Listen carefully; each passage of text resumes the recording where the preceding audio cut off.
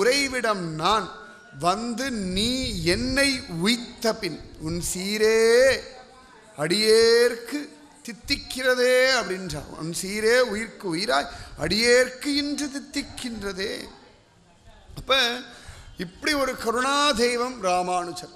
அதனால தான் ராமானுஜர் தியானம் பண்ணுங்கோ, ராமானுஜாய சரணௌ சரணம் பிரபத்யேன்னு ஜபிங்கோ. சர்வத்திர ராமானுஜநாம சங்கீர்த்தனம் ராமானுஜா ராமானுஜா. அப்போ அவள் ஏழ்மையை பார்க்கல, அந்த பணக்காருக்கும் அனுகிரகம் பண்ணார், அந்த சிஷ்யனையும் ஒதுக்கி வைக்கலை. அப்போ அந்த ஏழையாருக்கு அவளை தேடி போய் அவாத்தில் உட்காந்துண்டு அவள் தரித்திரம் தெரிஞ்சுண்டு அதையும் தாண்டி அவர்களை தனக்கு தலிகை பண்ணி போட வைக்கிறார்னா, நீங்கள் கூப்பிட்டா உங்கள் வீட்டுக்கும் ராமானுஜர் வருவார், உங்கள் கிரகத்திலையும் ராமானுஜர் தங்குவார். மாட்டேன்னு யார்கிட்டையுமே ராமானுஜர் சொன்னதே கிடையாது. அவ்வளோ வசதி அந்த ராமானுஜருடைய கிருபை. கூப்பிட வேண்டாமா? ஒரு கூப்பிட்டுட்டே இருங்களேன். ஒரு நாள் திடீர்னு ராமானுஜர் எனக்கு பசிக்கிறது அன்னம் கொண்டா அப்படின்னு. சத்தியமாக சொல்கிறேன், சந்தேகமே வேண்டாம், ஸ்வயம் அனுபவத்தில் சொல்கிறேன். கூப்பிடணும், ராமானுஜரே என் கூட வாங்கோ, இங்கே பார்க்குறேன்னு ராமானுஜர் மூர்த்தி அப்படியே மனசுக்குள்ளே வச்சு அழிச்சுட்டு போயிடணும். உங்கள் ராமானுஜர், நம்ம ராமானுஜர், அவாவா ராமானுஜர் அவாவா வீட்டில் கொண்டு போய் வச்சுட்டோம்னா நிஜமாகவே பெரிய கிருபை. ராமானுஜ கிருபை தோத்து போகாது, வீண் போகவே போகாது. நிச்சயமாக நன்மைதான் பயக்கும், சந்தேகமே வேண்டாம். அப்போ ராமானுஜர் தியானம் பண்ணோம்னா அவர் நம்ம வீட்டுக்கு தேடிட்டு வருவார். அவருடைய வஸ்திரமும் கிடைக்கும், அவர் நம்ம வீட்டு ஆகாரமும் எடுத்துப்பார். அந்த மளிகை கடைக்காரன் இவன் மேலே ஆசை வச்சுருந்தான் பாருங்க, அந்த பிரச்சனையிலேருந்தும் காப்பாற்றிட்டான். இவன் யார்கிட்டையுமே சொல்ல, ராமானுஜர்கிட்ட மட்டும்தான் மனசில் தியானம் பண்ணிட்டு இருந்தான். இப்போ சில விஷயங்கள்லாம் நம்ம கணவன்கிட்ட கூட சொல்ல முடியாது. இந்த மாதிரி விஷயங்கள்லாம் கணவன்கிட்ட சொல்ல முடியுமா? கஷ்டம், யார்கிட்டையுமே சொல்ல முடியாது. இதை ஹேண்டில் பண்ணவும் முடியாது, சொல்லவும் முடியாது, மெல்லவும் முடியாது, தீர்க்கவும் முடியாது. அந்த மாதிரி இந்த ரெண்டுங்கட்டான தர்ம சங்கடமான சூழ்நிலையிலலாம் ராமானுஜரை தியானம் பண்ணலாம். அந்த ராமானுஜர் அழகாக வழிகாட்டி உங்களை ஜோராக மீட்டு கொடுத்துருவா. தனியாக இதுலேருந்து எப்படிடா வெளில வரப்போகிறோம், இந்த பிரச்சனை எப்படி தீர போகிறது அப்படின்னு யோசிக்கவே வேண்டாம். ராமானுஜஸ்ய சரணௌ சரணம் பிரபத்யே. அவ்வளோ வசதி இந்த ராமானுஜருடைய திருவடி பலம். அவர் திருவடி அலம்பின ஜலம் சாப்பிட்டா மனசில் இருக்க காமங்கள் கூட செத்து போயிடும். அப்படின்னா இதை விட வேறு என்ன வேணும்? அதனால் சர்வத்திர ராமானுஜநாம சங்கீர்த்தனம் ராமானுஜா ராமானுஜா. பிள்ளைகளோடு விளையாடுற காருண்யம், இவளுடைய தரித்திரம் தெரிஞ்சும் இவர்களுக்கு அனுகிரகம் பண்ண காருண்யம், அவனுடைய காமத்தை மாற்றின காருண்யம். எவ்வளவு காருண்யம் இருக்குது பார்த்தலாம். இப்போ ஏதான ஒரு காருண்யம் நமக்கு கிடைக்காதா? அந்த காருண்யம் இன்னும் குறையவே இல்லை, இன்னும் இன்னும் இன்னும் அப்படியே தான் இருக்குது. யார் எவ்வளவு வேண்டுமானாலும் எடுத்து அனுபவிக்கலாம் இந்த ராமானுஜருடைய காருண்யத்தை. ஒரு சந்தர்ப்பத்தில் சுவாமி ராமானுஜர் ஸ்ரீரங்கத்தை விட்டு போகும்படியான ஒரு நிர்பந்தம் வந்துடுத்து. அழகா ஸ்ரீரங்கத்திலேருந்து ராமானுஜர் நடந்து நடந்து நடந்து நடந்து மேல்கோட்டை திருநாராயணபுரம், ரொம்ப விசேஷமான ஒரு இடம், திவ்ய தேசம் இல்லை, கர்நாடகாவில் மைசூர்லேருந்து போகிற வழியில் இருக்குது. மைசூர் போகிற வழியில் மாண்டியா ஸ்ரீரங்கப்பட்டினம்னு ஒரு இடம் உண்டு. அது பக்கத்தில் அப்படி போனோம்னா தொண்டனூர், மேல்கோட்டை, திருநாராயணபுரம் எல்லாம் வரும். இப்போ தான் போன மாதம்தான் திருநாராயணபுரத்தில் வைரமுடி சேவையெல்லாம் நடந்தது அங்கே இருக்கிற பெருமாளுக்கு. ராமானுஜர் அந்த இடத்துக்கு போய் அங்கே அழகாக திருநாராயண பெருமாள்னு ரொம்ப விசேஷம், செல்வநாராயண சுவாமின்னு சொல்லுவார். ரொம்ப அழகாக இருப்பார் அந்த பெருமாள். அந்த கண்ணு திறந்து பார்க்கறதும் கைகளில் சங்கு சக்கரம் வச்சுருக்கிறதும் பல பல பல பலன்னு ஜொலிப்பார் செல்வநாராயண சுவாமி. ராமானுஜர் புத்தில் கடந்த மூர்த்தி. அப்படியே முகமதியர்கள்லாம் நம்முடைய கோவில்கள்லாம் அழிச்சு போட்ட ஒரு காலகட்டம். அப்போ அவர் ராமானுஜருக்கு இட்டுக்கிறதுக்கு திருமண் இல்லை. அப்போ பகவானிடத்தில் பிரார்த்திச்சுக்க, பகவான் அந்த இடத்துக்கு வா, அந்த ஒரு புஷ்கரணி இருக்குது, கல்யாணி புஷ்கரணின்னு பேர். அந்த புஷ்கரணி கரையில் நிறைய திருமண் கட்டி இருக்குது. திருமன்றது ஒரு வெள்ளை களிமண், அது உடம்புக்கு அவ்வளோ நல்லது இட்டுக்கிறது. கருடாழ்வார் கொண்டு வந்து வச்சிருக்கார், அங்கே வந்தால் நீ இட்டுக்கலாம் அப்படின்னு. அதனால தான் இன்றைக்கும் வைஷ்ணவர்கள்லாம் மேல்கோட்டை போனால் மறக்காமல் நாமக்கட்டி வாங்கிட்டு வருவா. ஏன்னா ரொம்ப விசேஷமான திருமண் கட்டி எங்கன்னா மேல்கோட்டை திருநாராயணபுரத்தில் தான் ரொம்ப விசேஷம். இந்த கல்யாணி புஷ்கரணியில் போவோம். பன்றிபுரம் போன மாதிரி ஒவ்வொரு ஊராக ஒவ்வொரு இடத்துக்காக அப்படி போய் பார்ப்போம். ஆச்சாரியர்கள் பெரியவாள்லாம் வாழ்ந்து அனுபவித்த இடங்கள்லாம் போய் பார்க்கணும். பாரத தேசத்தில் இருந்துட்டு இதெல்லாம் பார்க்கலன்னா ரொம்பவே தப்பு. எதையோ பார்க்குறோம். இந்த மாதிரி இடங்கள்லாம் அங்கே போனாலே அந்த சாநித்தியம் நன்னா உணர முடியும் நமக்கு. அழகா ராமானுஜர் அழகாக அங்கே போகிறார். திருமண் கட்டி கிடைக்கிறது எடுத்து இட்டுக்கிறார். அங்கே துளசி செடி கீழே இருந்த செல்வநாராயண மூர்த்தியை எடுக்கிறார். வெளில பகவான் காட்சி கொடுத்தான். எடுத்து ஒரு கோவில் எல்லாம் ஜம்முன்னு கட்டினார். ராமானுஜர் கட்டின கோவில் தான் இன்னி வரைக்கும் அங்கே இருக்குது. அந்த செல்வநாராயண சுவாமிக்கு கிருஷ்ணன் பலராமன்லாம் தொழுத ஒரு சுவாமி அந்த மேல்கோட்டை திருநாராயணபுரம் சுவாமி. மேல்கோட்டை மேலே அப்படி இருக்கும். ரொம்ப ஒரு மலைப்பாங்கான பிரதேசம். அதில் ஒரு கோட்டமாக இருக்கிறதுனால மேல்கோட்டை அப்படின்னு பெயர். தொண்டனூர் பக்கத்தில். அந்த தொண்டனூரில் தான் ஒரு ஏரி உண்டு. ராமானுஜர் ஏரின்னே பேர். ராமானுஜர் கட்டின ஏரி. இன்றைக்கும் அங்கே இருக்கிற ஜனங்களுக்கு ராமானுஜர் பிரத்யக்ஷ தெய்வம். ஏண்டானா அன்றைக்கி அவர் கட்டின ஏரியை கொண்டு தான் அங்கே பாசனமே நடக்கிறது, விவசாயமே. அதுலேயும் தண்ணி டெய்லி வந்துட்டே இருக்கும். அதுலேயே போய் குளிக்கிறதே ஜாலியாக இருக்கும். அப்படி கரபுரண்டு வந்துட்டே இருக்கு. கடல் மாதிரி அலை அடிக்கும் அந்த ஏரியில். கடல் மாதிரி அலை அடிக்கணும். அந்த ஏரி எவ்வளோ ஆழம் இருக்கும், எவ்வளோ நீள அகலம் இருக்குன்னு பார்த்துக்கோங்க. 3 பக்கம் மலைப்பாங்காக இருக்கும். ஒரு பக்கம் மட்டும் ராமானுஜர் என்ன பண்ணார், சிஷ்யாவை கொண்டு கரை கட்டி அதை ஏரியா மாற்றினா. அந்த ஏரி தான் இன்னி வரைக்கும் அங்கே இருக்கிற சுற்றி இருக்கிற ஜனங்களுக்கு சோறு போட்டுருக்கு. சந்தேகமே கிடையாது. அதனால் அவளுக்கெல்லாம் ராமானுஜர் அப்படின்னா குலதெய்வம். அவ்வளோதான். ராமானுஜர் யாருன்னா எங்கள் குலதெய்வம். அவர் இல்லைன்னா எங்கள் வம்சமே இல்லைன்னா. பச்சை பசேன்னு செழிப்பாக இருக்கும். அந்த இடமே பார்க்குறதுக்கே நல்லா இருக்கும். அந்த இடத்துக்கு போனோம்னா அந்த தொண்டனூரில் ராமானுஜர் உபயோகப்படுத்தின்றிருந்த பூக்குடலை ஒன்று இன்றைக்கும் இருக்குது. ஒரு கண்ணாடி பெட்டிக்குள்ளே ராமானுஜர் யூஸ் பண்ணிட்டு வர பூக்கூடை. பெருமாளுக்கு பூவெல்லாம் எடுத்து மாலை கட்டி எடுத்துன்னு போகிறது. நம்ம பெரியாழ்வார் வச்சுருந்த மாதிரி அந்த பூக்கூடையை இன்றைக்கும் ஒரு கண்ணாடி பேழையில் கண்ணாடி பெட்டிக்குள்ளே வச்சுருக்கா. இன்றைக்கும் போனால் அந்த இடத்துல அந்த ராமானுஜர் அந்த பூக்குடலை அப்படியே பத்திரமாக ஜாக்கிரதையாக இருக்குது.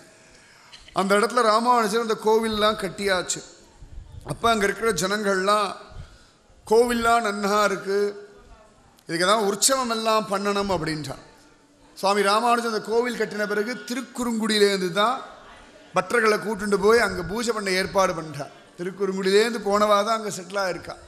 நிறைய பேர் பார்த்தோம்னா எல்லாம் இங்கேருந்து போய் செட்டில் ஆனவர்கள்லாம் அங்கே இருக்கவாள்லாம். அவள்லாம் மேல்கோட்டை விட்டு வரவே மாட்டான். எத்தனையோ திவ்ய தேசங்கள் போனால் கூட இல்லை எங்கள் மேல்கோட்டை போதும், எங்கள் செல்வநாராயணன் போதும், எங்கள் ராமானுஜர் போதும் அப்படின்வான். வேற எங்கேயுமே அவளுக்கு பெரிய ஒரு ஈடுபாடே கிடையாது. ஏன்னா ராமானுஜனாலே உண்டான ஒரு ஸ்தலம். உற்சவம் எல்லாம் பண்ணணும் அப்படின்னு உடனே சுவாமி ராமானுஜர் அதுக்கு உற்சவ மூர்த்தி வேணுமே அப்படின்னா. அப்போ அந்த ஜனங்கள்லாம் சொன்னால் அதுக்கு என்ன புதுசாக ஒரு உற்சவ மூர்த்தியை பண்ணிடலாம், அதுக்கு என்ன பணம் உண்டோ அந்த கைங்கரியத்தை நாங்கள் எடுத்துக்கிறோம் அப்படின்னா. அப்போ ராமானுஜர் சொன்னார், இல்லை இது புது கோவில் இல்லை, பழைய கோவில். அப்போ இதனுடைய உற்சவ மூர்த்தி எங்கேயோ இருக்கும்.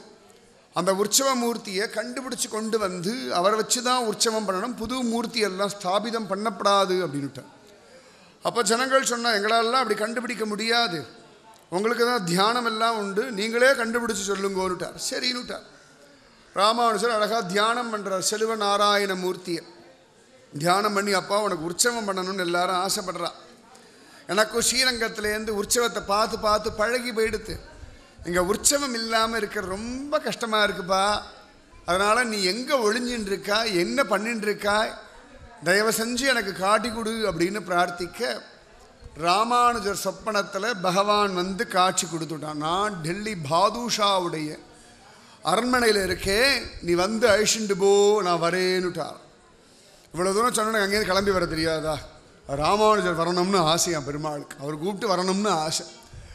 உடனே ராமானுஜரும் அடுத்த நாள் பக்தாள்கிட்ட சொல்லிவிட்டு சில சிஷ்யாவை மட்டும் கூட்டுண்டு மைசூர் எங்கே இருக்குது, டெல்லி எங்கே இருக்குது, நடந்து நடந்து நடந்து நடந்து போகிறார்.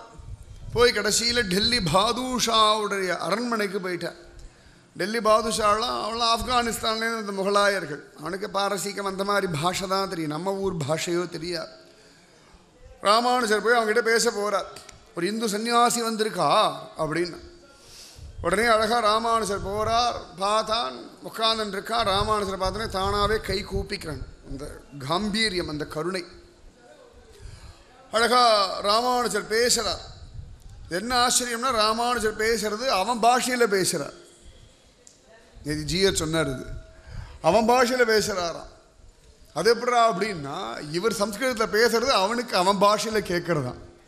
பெரியவாளுக்கு அந்த தபோபலம் உண்டா. ராமானுஜர் அழகாக அவன் பாஷையில் பேசினா இவருக்கு நம்ம பாஷையெல்லாம் தெரிஞ்சிருக்கேப்பா, இவர் எங்கேயோ தட்சிண பாரதத்துலேருந்து வரான்னு சொன்னால் இவர் நம்ம பாஷையெல்லாம் பேசுகிறாருன்னு சந்தோஷப்பட்டு அவர் சொன்னார், இந்த மாதிரி எங்கள் உற்சவ மூர்த்தி இங்கே இருக்குது. அவன் கேட்டால், யார் சொன்னா உங்களுக்கு? நான் எங்கள் மூர்த்தி எங்கள் சாமியே சொல்லித்து, எங்கள் சாமியே வந்து சொன்னார்பா அப்படின்னா. பயந்து போயிட்டான். ஐயோ இந்த சாமி பேசும் போல இருக்குது.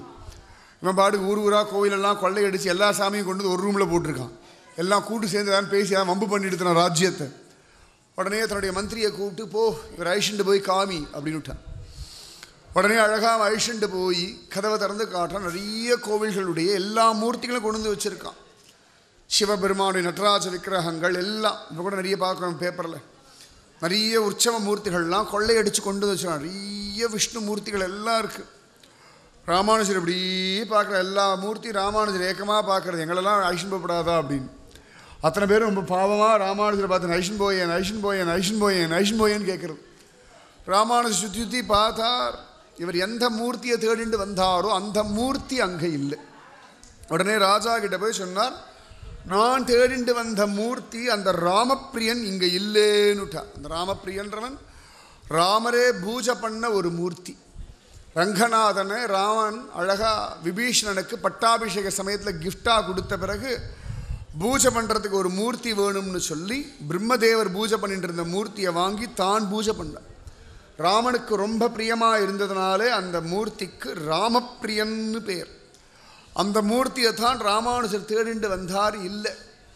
ராஜா சொன்னால், நீங்கள் தானே இருக்குன்னு சொன்னேன், நீங்கள் இல்லைன்னு சொல்கிறீங்களே. ராமானுஜர் சொன்னால், நாளை காத்தால நான் உன்னை பார்க்குறேன்ப்பா, என் மூர்த்திக்கிட்ட கேட்குறேன்னுட்டார்.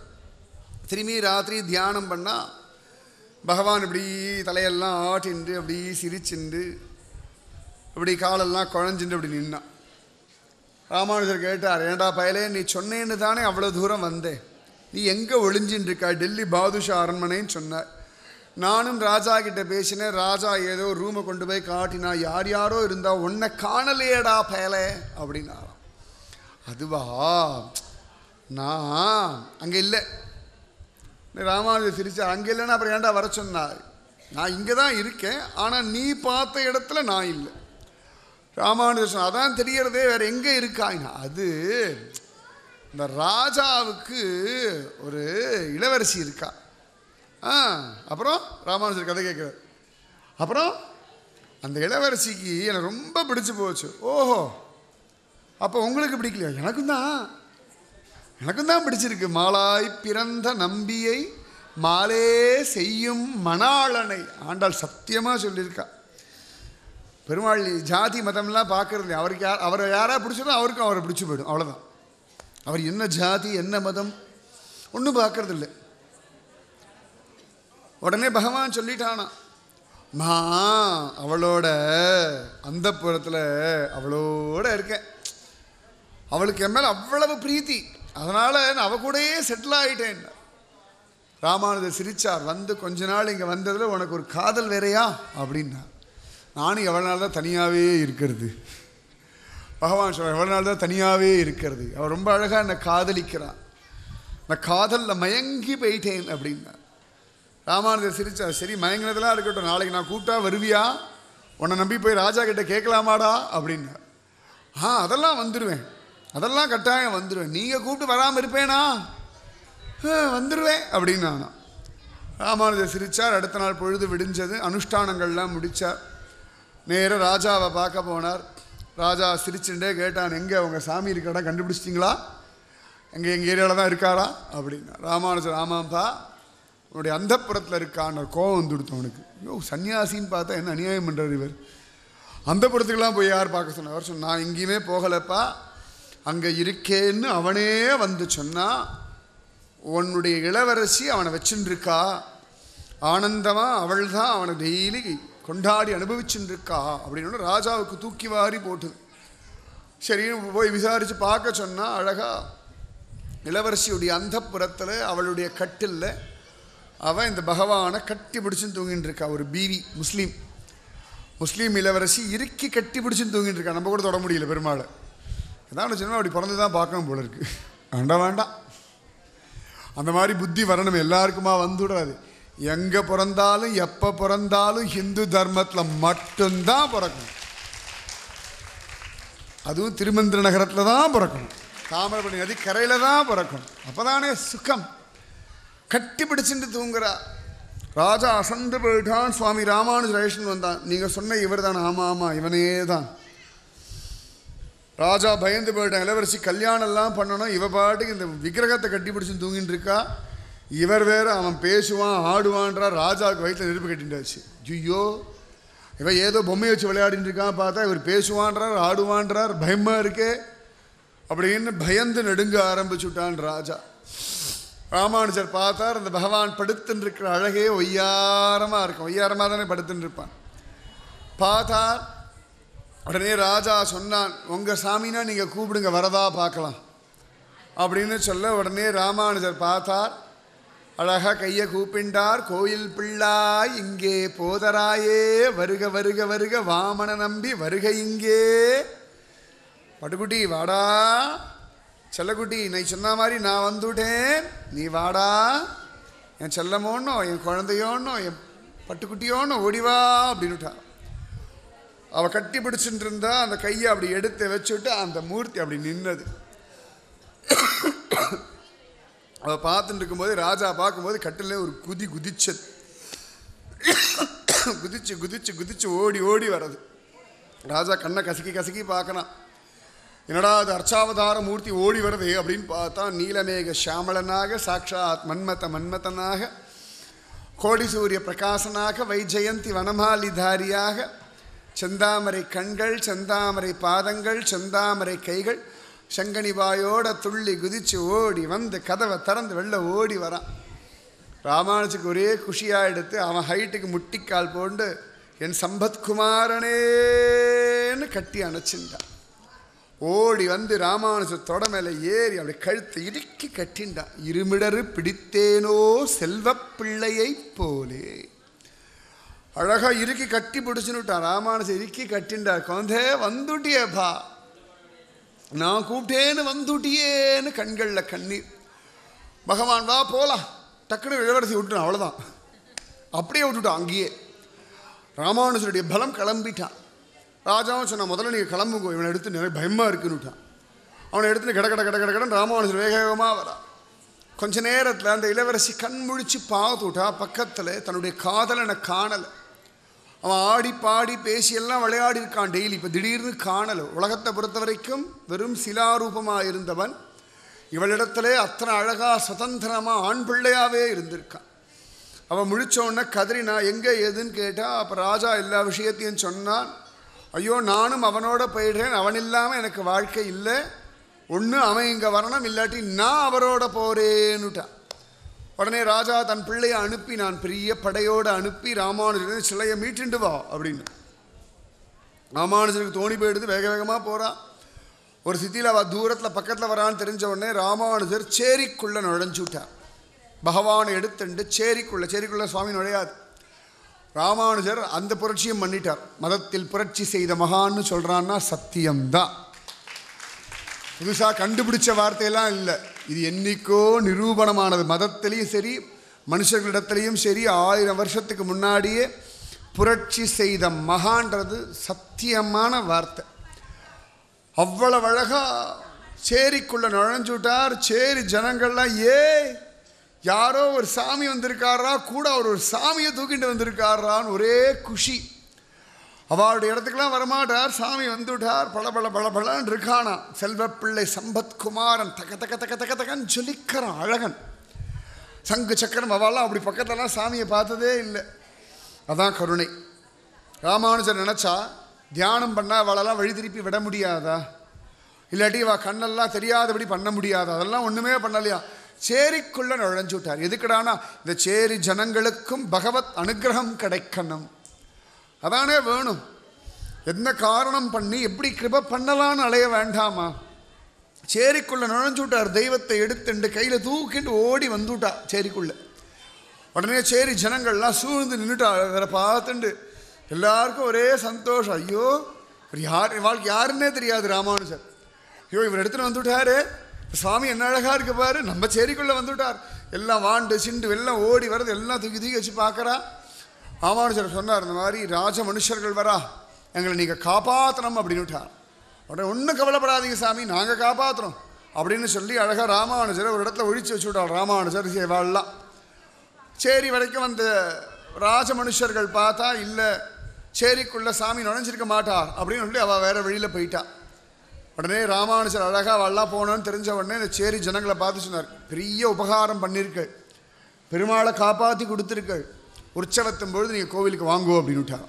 இன்னி வரைக்கும் அவள் கோவிலுக்கு வந்துட்டுருக்கு. அன்னைக்கு ராமானுஜர் சொன்ன வார்த்தை அந்த ஹரிஜனங்களுக்கு இன்னி வரைக்கும் தெய்வ தரிசனம். அவள் உரிமையோடு வருவாள். எங்கள் ராமானுஜர் சொன்னார், 1000 வருஷத்துக்கு முன்னாடி 1000 வருஷத்துக்கு முன்னாடி நீங்கள் வாங்கோ, இந்த பெருமாள் இடத்துல உங்களுக்கு உரிமை உண்டுன்னுட்டாராம். அதானே வேணும், உரிமையை நிலநாட்ட வேண்டாமா?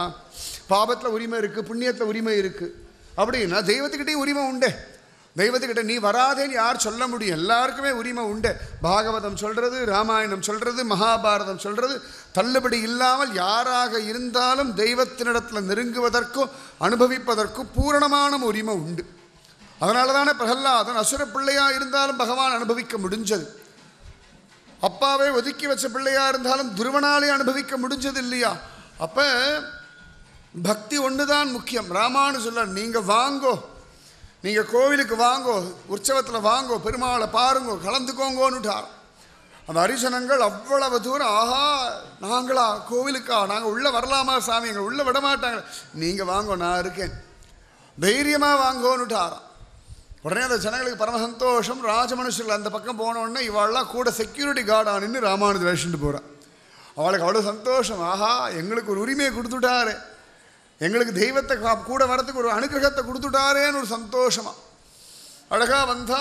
இந்த ராஜ மனுஷர்கள் திரும்பி ஊருக்குள்ளே போயிட்டா. டெல்லி போயாச்சு, கிடைக்கலன்னு உடனே அந்த இளவரசி அழுதா, எனக்கு ஒரு பல்லக்கு ஏற்பாடு பண்ணித்தாங்கன்னு. நான் போகிறேன், நான் கண்டுபிடிக்கிறேன் பானுட்டா. ராஜாக்கு என்ன பண்ணுறதுன்னு தெரியல. சரின்னு சொல்லி கொஞ்சம் வீரர்களை அனுப்பி ஒரு பல்லக்கை ஏற்பாடு பண்ணி இந்த இளவரசியை அந்த உட்கார வச்சு சீக்கிரம் வந்துடுறி, பத்திரமா வந்துடு பொண்ணு அப்படின்னு சொல்லி அனுப்பினான். அவளும் தேடி தேடி தேடி தேடி ஒரு வழியாக ராமானுஜர்கிட்ட வந்து சேர்ந்துட்டா. தூரத்துலையே பார்த்தோன்னே தெரிஞ்சுடுத்து வா தூக்கிண்டு போகிறதெல்லாம் பார்த்தோன்னே ஓடி வந்து ராமானுஜன் படி கைகூப்பி நின்று அழுதா.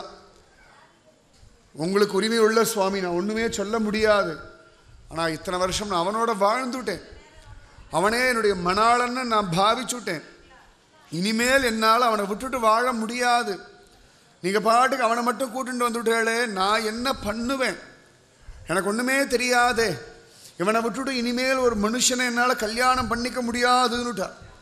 ராமானுஜர் அவளை ஆண்டாளாவே பார்க்குறார். மாண்டிருக்கென்று பேச்சுப்படில் வாழகில்லேன் கண்டாய் மன்மதனேன்.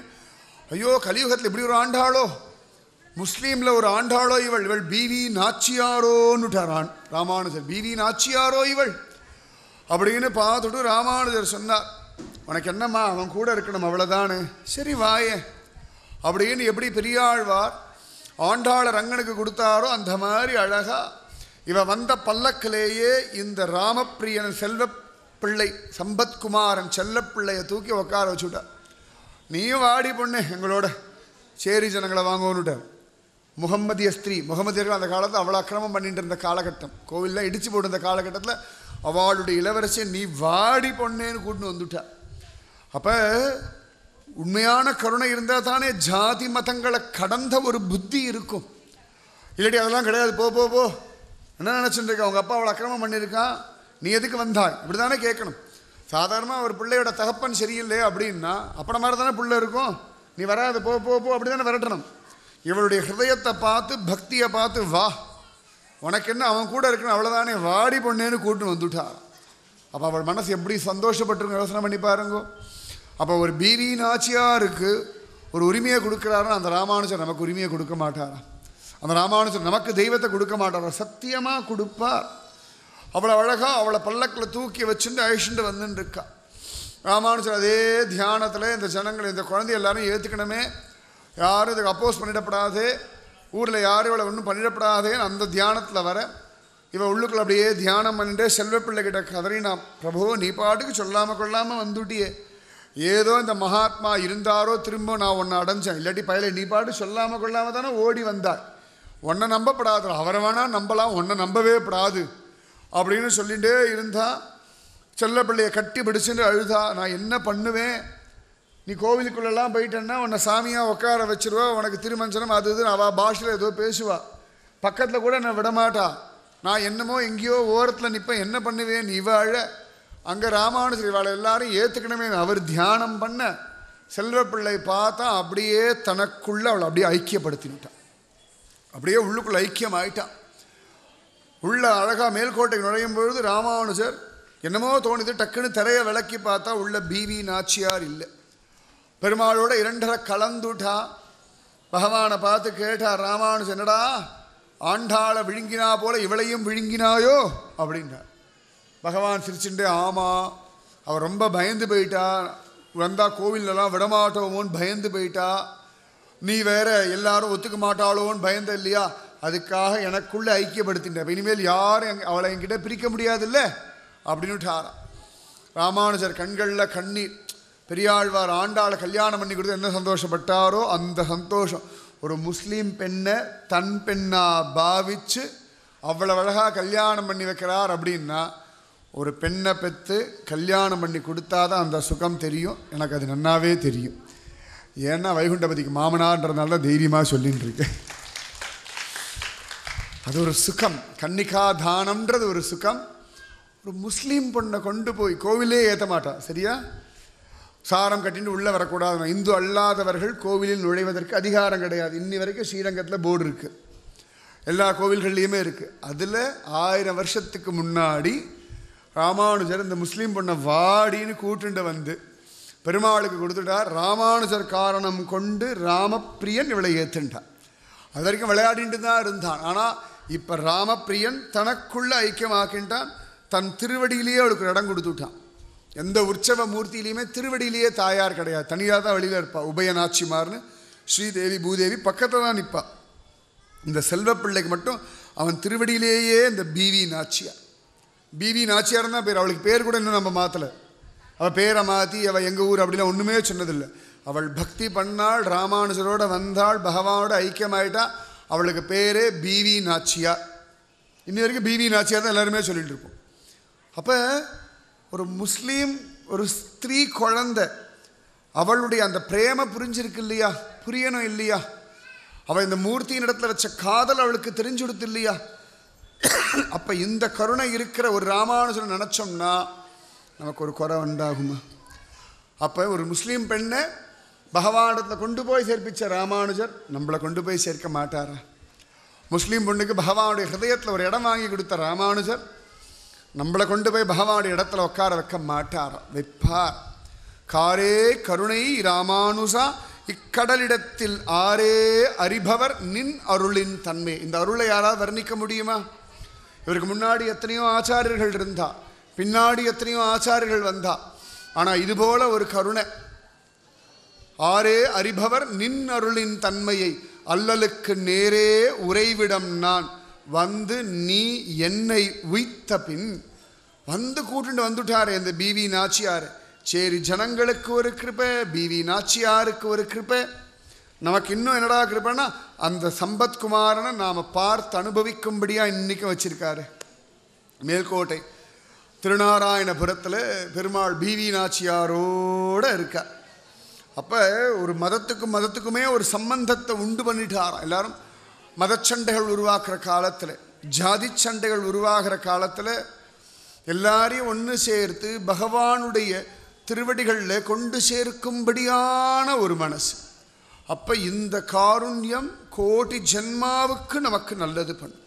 அதனால தான் அடியேன் ராமானுஜதாசன், அடியாள் ராமானுஜதாசி அப்படின்னு ஜபிச்சுட்டே இருந்தோம்னா அந்த ராமானுஜதாசன் ராமானுஜதாசி அப்படின்றதுக்கே பெருமாள் பெரிய கிருபை பண்ணுவான். பிவி நாச்சியார் பகவான்கிட்ட சொல்லி சொல்லி அழறாளாம். இன்னும் கூட அன்றைக்கி மட்டும் ராமானுஜர் வரலைன்னா நீ என்னை அப்படியே அதோ கதியாக விட்டுட்டு போயிருப்ப. நல்ல வேளை அவர் வந்தாரோ நான் பழச்சேன்றான். எப்பயாவது செல்வப்பிள்ளை சம்பத்குமாரன் பிவி நாச்சியார் ரொம்ப பண்ணி போடி வங்காத்துக்கு அப்படின்னு வரான். அவர் சொல்ல கவலையே படமாட்டேன், எங்கள் ஆத்து இதோ இருக்குது, எங்கள் அப்பா இதோ இருக்கா ராமானுஜர், நான் பாட்டுக்கு இருந்துப்பேன், உங்களுக்கு வேணா சொல்லுங்க பஞ்சாயத்துக்கு ராமானுஜர் வர. இல்லை வேண்டாம் சும்மா சொன்னேன், ஏன் கோச்சிக்கிறாய்? அதெல்லாம் கோச்சிக்கப்படாது, ரொம்ப ராமானுஜர் உங்கள் அப்பா கிட்ட யாராவது பேச முடியுமா? அப்படி ஒரு தகப்பனார். எந்த குழந்தைகள்லாம் ஐயோ எனக்கு தகப்பன் இல்லையே எனக்காக பேசுகிறது நினச்சேன்னா ராமானுஜர்னு ஒரு தகப்பன் உண்டு, நன்னா ஞாபகம் வச்சுக்கோங்க. சத்தியமாக சொல்கிறேன். இந்த பொன் பிள்ளைக்கு எப்படி கல்யாணம் நடத்த போகிறோம்னு நினச்சேன்னா ராமானுஜன்னு ஒரு தகப்பன் உண்டு. பிவி நாச்சியாருக்கு சம்பத்குமாரனோட கல்யாணம் பண்ணி வச்ச அதே ராமானுஜர் உங்கள் வீட்டு பெண் பிள்ளைகளுக்கும் அழகாக ஜோராக கல்யாணம் பண்ணி வைப்பார், சந்தேகமே வேண்டாம். சுயம் அனுபவத்தில் நிறைய இடங்களில் பார்த்துட்டு சொல்கிறேன். ராமானுஜருடைய பலம் இன்னும் நிறைய புரியணும். ராமானுஜர் நீங்கள் அப்பான்னு ஒரு தடவை பார்த்து பாருங்கோ, வித்தியாசமே நன்னா தெரியும். எங்கள் அப்பா ராமானுஜர் நினச்சி பாருங்களே, நீ ட்ரை பண்ணி பாருங்க, அப்போ தான் தெரியும். இப்போ என்ன ஒரு சந்தோஷம், என்ன ஒரு குதூகலம், ஒரு திமிரே வரும். எங்கள் அப்பா ராமானுஜர் இருக்கார் அப்படின்னு. நிஜமாவே நமக்கு தகப்பன் இருக்கார், யார் இல்லைன்னு சொன்னால் ராமானுஜன்னு ஒரு பெரிய தகப்பன் இருக்கார். தாயுமானவன்னு சொல்கிறோம் இல்லையா, தாயாகவும் தந்தையாகவும் ராமானுஜர் இருக்கார். சத்தியம், தாயுமானவனே சொல்கிறார், சத்தியம். அப்போ இந்த நம்பிக்கை இருந்தால் போதும், வேறு ஒன்றுமே வேண்டாம். அக்ஷய திருத்தியைக்கு அக்ஷயமாக ஒரு அப்பா கிடச்சிருக்கார், வேறு என்ன வேணும்? அக்ஷய திருத்தியை நாளைக்கு வரத்துக்கு இன்றைக்கி ராமானுஜன் ஒரு அப்பா கிடச்சிருக்கார். இனிமேல் யார் உன் அப்பா அப்படின்னா ராமானுஜர்னு தைரியமாக நெஞ்சு நிறைய வாய் நிறைய சொல்லுங்க. ராமானுஜர் அப்பா அப்படின்னா 30 கோடி பேரில் கை கட்டி அம்மா சொல்லுங்கம்மா அப்படின்னு நிற்பா, கை தாங்குவா. தங்க தாம்பாளத்தில் நான் சொல்கிறது எதுவுமே பொய் இல்லை, சத்தியத்தை சொல்கிறேன். ராமானுஜான்னு போயிட்டோம்னா சத்தியமாக எப்படியும் காப்பாற்றுவார். மேல்கோட்டை எனக்கு ரொம்ப பிடிச்ச ஒரு இடம். கூட கூட என்னுடைய அனுபவங்களையும் நான் சொல்லிட்டு வரேன். அது என்னமோ இதில் ராமானுஜர் எப்பொழுதுமே எனக்கு சாப்பாடு போடுறது ஒரு மகா கெட்டிக்காரராக இருக்கார், ஏன்னு எனக்கு தெரியாது. நான் பெங்களூரில் இருந்த சமயம் ஏற்கனவே சொல்லியிருக்கணும் இருக்கலாம், இருந்தாலும் என்னால் மறக்க முடியாத அனுபவங்கள். பெங்களூரில் இருந்து நான் இப்போ ஏகாதசி விரதம் உபன்யாசம், அடுத்த நாள் காத்தால நான் மேல்கோட்டைக்கு போகிறேன். துவாதசி அன்னைக்கு மேல்கோட்டைக்கு போகிறேன்.